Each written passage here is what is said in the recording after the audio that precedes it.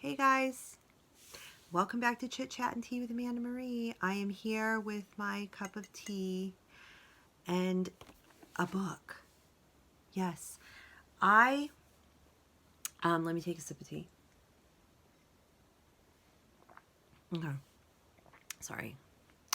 I have been reading this book and I have been talking to you guys about it a little bit. I put up a coming soon thing, trying to, just to let you guys know I was going to be talking about this book with you all. Can you tell I have a puppy in my house? You see, she ate the corner of my book.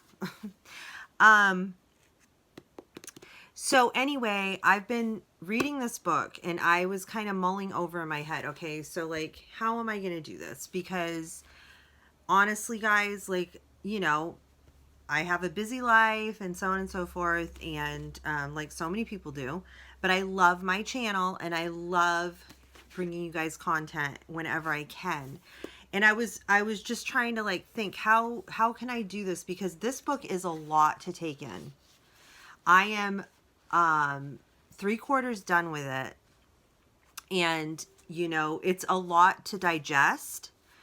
It's been a lot to a lot of times, like, I'll read a good amount and then I have to go, and then I won't for a while, and then I have to go back and kind of reread stuff again, because there's just, like I said, there's just so much really incredible information in this book. Like, I am not joking around. This book is like, I honestly, like, this is one of the best books. And I think I mentioned this in another video. It's like, this is like almost like a Bible study on narcissism. This is so good. So what I've kind of just been mulling over, like, I even started taking some notes down. I mean, I've highlighted like crazy. I've highlighted so much in here already. I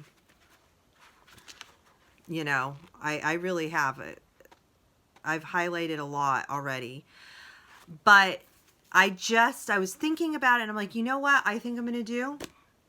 I think I'm just going to read the book.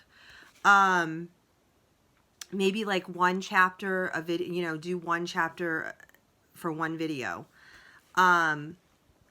I looked on YouTube already, because a lot of times when I'm reading books, or even my children, when they're reading books, they've used, an audiobook, like a lot of us have. And a lot of times YouTubers will read books on, their channel, and you can use that as an audiobook, and nobody's done this book. So I'm like, you know what? There's, as far as I could see and searched out, nobody has read this book on YouTube. And I thought to myself, you know what? Instead of me trying to like figure out, the points I should try to talk to you all about, I think I'm just going to take it chapter by chapter and read a chapter to you guys, and maybe do a little talking about it afterwards. But yeah, I think that's what I want to do, because this book is just, I'm telling you guys, this book is like blowing my mind, and I have to share it with you guys. Like, I just feel really like strongly about this. And I just feel like this is going to be the best way for me to do this. And plus, like I said, for other people like me out there that maybe are like, oh, maybe they don't have a lot of time to just be able to sit and read, or whatever. I can read this, and somebody else out there, I can bless somebody else, because they can just pop it on YouTube and listen. So that's what I want to do. So I hope you will join me in this reading. It is, a good sized book. It's going to take me a while to accomplish this, but that's what I'm going to do. So it is a book by D.C.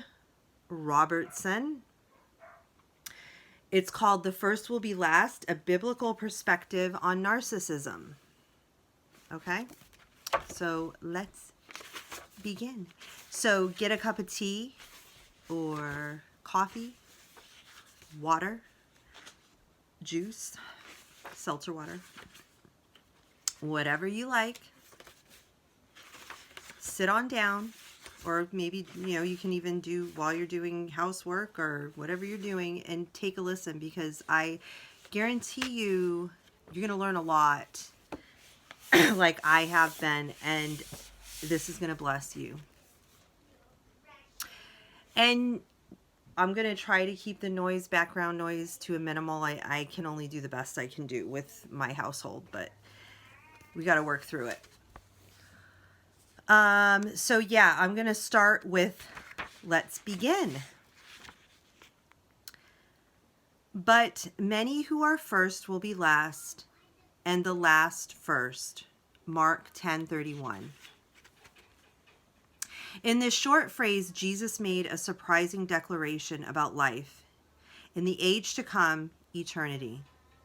Those who thought that they won will tragically discover that they were running the race in the wrong direction and have lost.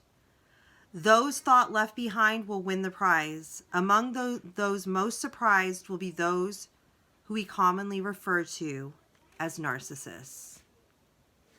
While the Bible does not specifically refer to the word narcissism, which takes its name from Greek mythology, it most certainly speaks to the subject.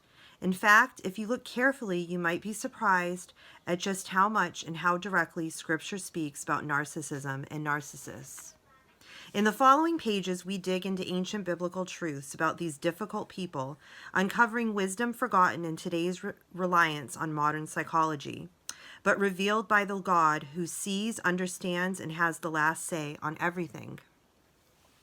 This book intends to simply provide a starting point and a framework for your own study on what God says about the subject. I make no pretense of having all the answers. Search things out for yourself and ask God for his wisdom. But if any of you lacks wisdom, let him ask of God, who gives to all generously and without reproach, and it will be given to him. But he must ask in faith without any doubting. But he must ask in faith without any doubting. For the one who doubts is like the surf of the sea, driven and tossed by the wind. For that man ought not to expect that he will receive anything from the Lord, being a double-minded man unstable in all of his ways. James 1:5-8. How to read this book. After a brief look at the range of options available for understanding narcissism, including the secular approach, we begin a biblical deep dive covering the biblical profile of a narcissist, 3 commonly asked questions, clues on causes, a path to genuine change, how to deal with a narcissist, getting from why to hope to love, your journey forward. The book begins academically, which was necessary to make a solid proof that the Bible speaks extensively on narcissism. But it ends devotionally with hopefully a measure of comfort, since God's involvement in our lives is at the bottom of everything. Each section provides help in its own way, and certain sections may be more relevant for you than others. I have used headlines to help you read through the threads quickly and allow you to stop and dig into those sections of most interest and relevance to you. May the Lord use this book as part of his desire and provision for you to overwhelmingly conquer through him who loved us. Romans 8:37. Who should I listen to? 3 brief stories. Barry. Barry grew up with a cloud over his head. He always seemed to feel bad about things. He did not even realize he had this cloud until he went away to college, where he became aware that he did not feel as bad as he had growing up. After college, he lived at home for a few months while starting a job until his dad told him he needed to leave. While his dad did not go into much detail, Barry realized that his dad was responding to his mom's constant complaining about all the actually insignificant extra work she had to do. To keep the peace, Barry's dad said, "You should go." In his later 20s, Barry realized that no matter what he did, his mom would complain. So Barry finally concluded, why bother to try making her happy? It won't work anyway. What Barry did not realize was that his lifelong drive to mollify his constantly disgruntled mother had created a pattern of people-pleasing, even when the situation needed him to take a stand or establish boundaries. In his 20s, Barry also began to notice how critical his mother was of his father. Barry's mother ordered his dad around and verbally beat him up when he did something wrong, even in public where many others noticed, and for the smallest things. The main criteria for her to deliver her verbal tongue lashings was whatever irritated her at that moment. She never thanked him for anything. It seemed to get worse as they grew older. Barry seemed to be extra sensitive to criticism. He also felt unappreciated for the good things he did. When he picked up any whiff of rejection, he would go into a funk for days or weeks. It was a merry-go-round of incidents triggering this response. Then something would happen to snap him out of it. But through it all, Barry considered himself a generally positive person, except for these triggered pity party funks. Barry was rather naive and seemed unable to identify the true nature of people, starting with his mother. When he got into the working world, he ran into people who tended to dominate others but was slow to recognize them, and he struggled to know how to handle these situations.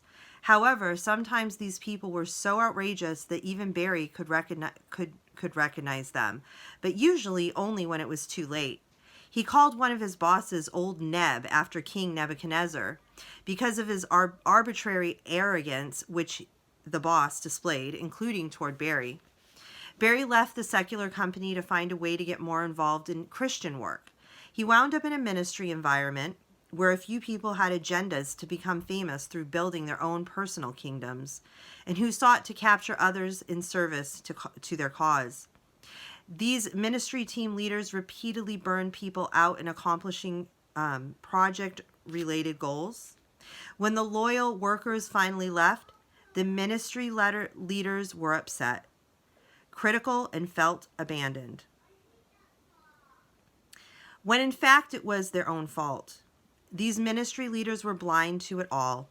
It took Barry quite a bit of time to recognize these leaders for who they were. Barry was repeatedly taken advantage of, but ultimately, the subtly toxic environment became the trigger for his ultimate healing. After one particular crisis, Barry was at his wit's end and cried out to the Lord for help. God answered by progressively revealing to Barry that he had been dealing with a certain type of character for many, many years, starting with his mom. The Lord also began to show Barry that he had some of the same traits as the people who had caused him so much trouble. But how could he change, and how was God involved in what had happened over all these years? That was Barry. Now we're going to read a story about Sarah. Sarah really wanted the fairy tale love she imagined from her earliest childhood. When she hit her mid-20s, she wondered if it would ever happen. Then John came into her life and proceeded to sweep her off her feet with all the right gestures. While her friends were happy for her to finally find love, they also had nagging question marks as they saw glimpses of John's side behavior. Occasional snide remarks, questionable morals, and a tendency to brag. Things did not completely add up with John, but they could not quite put their finger on it. Sarah was so eager to realize her dream that she turned a blind eye and ignored her friend's gentle questions on whether she was sure she wanted to marry John. After she married, John soon became selfish, demanding, controlling, and critical. He also exhibited a penchant for schemes and reckless behavior, which further stressed Sarah. He would then deceptively hide the schemes and their results. A thunderstruck Sarah had many questions. Why did John change? Why did she ignore the warning signs? What can she do about it? Sarah tried various ways to cope with the whole situation and struggled to avoid the increasingly negative self-worth she felt.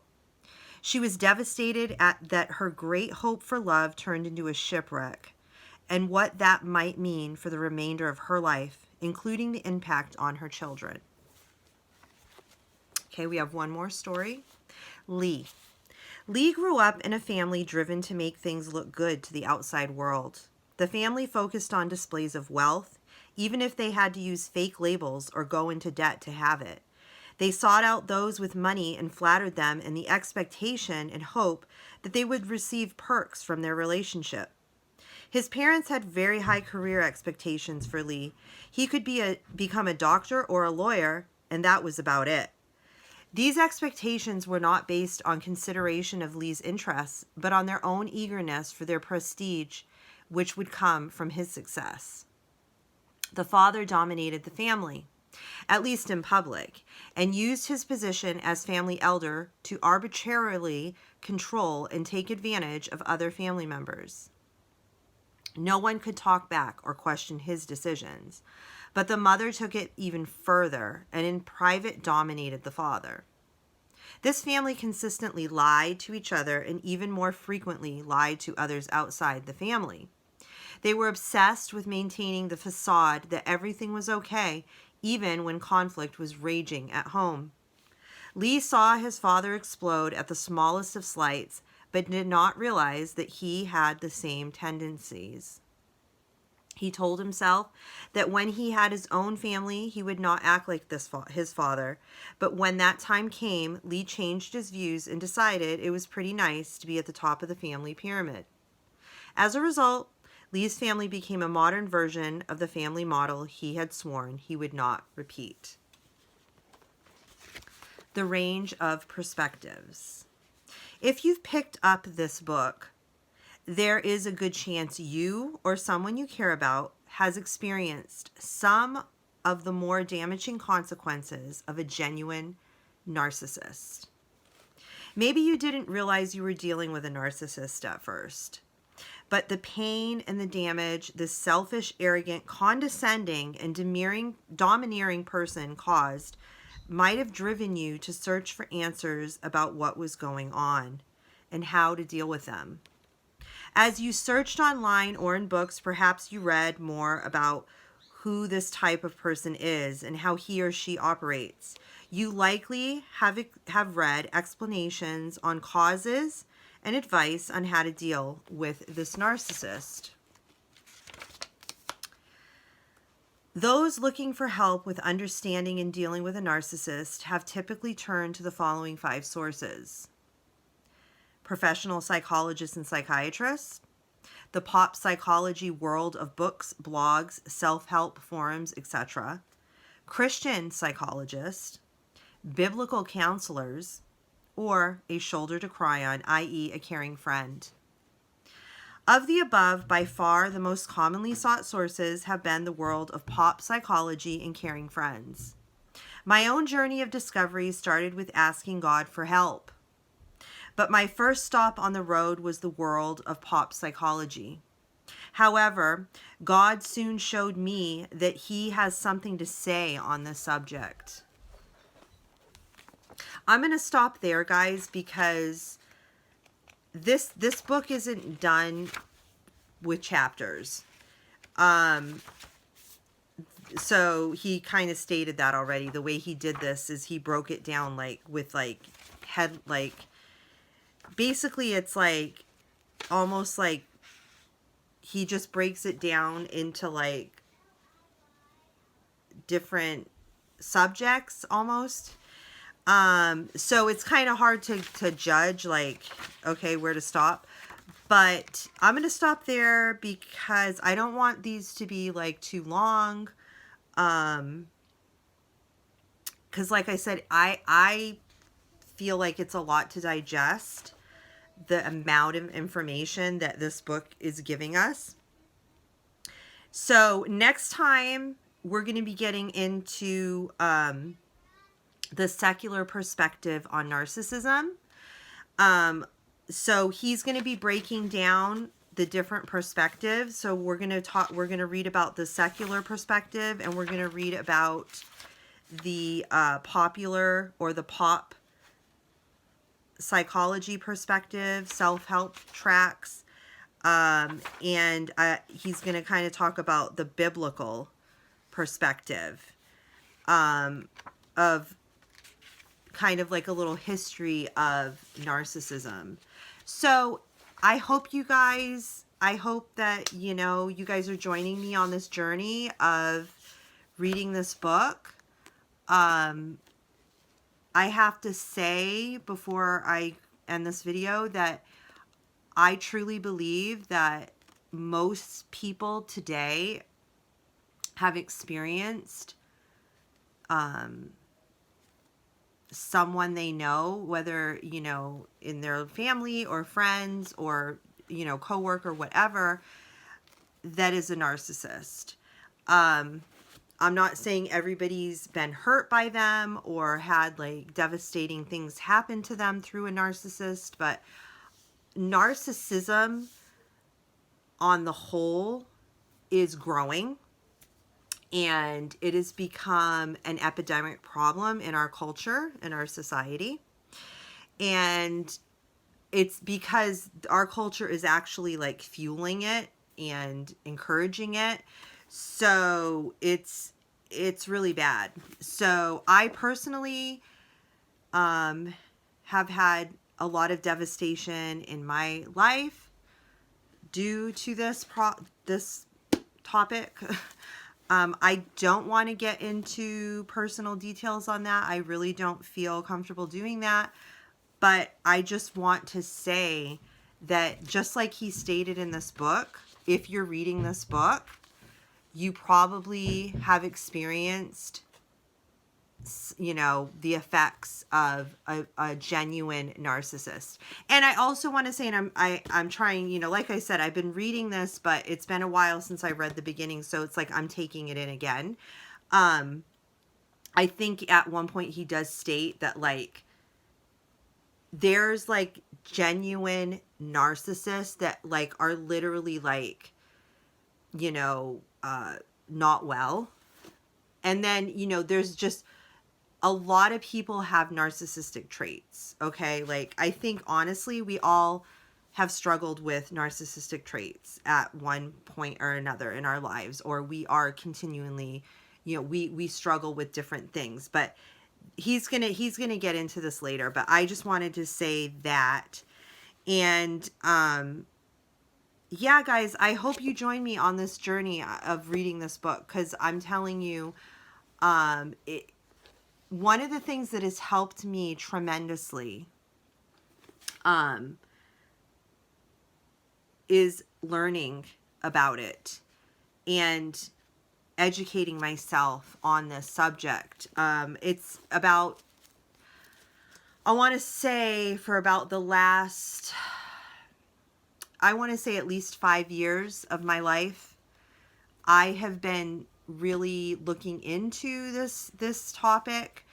I mostly, like he said, I mostly went for, I guess, like the pop culture, psychology, like avenue.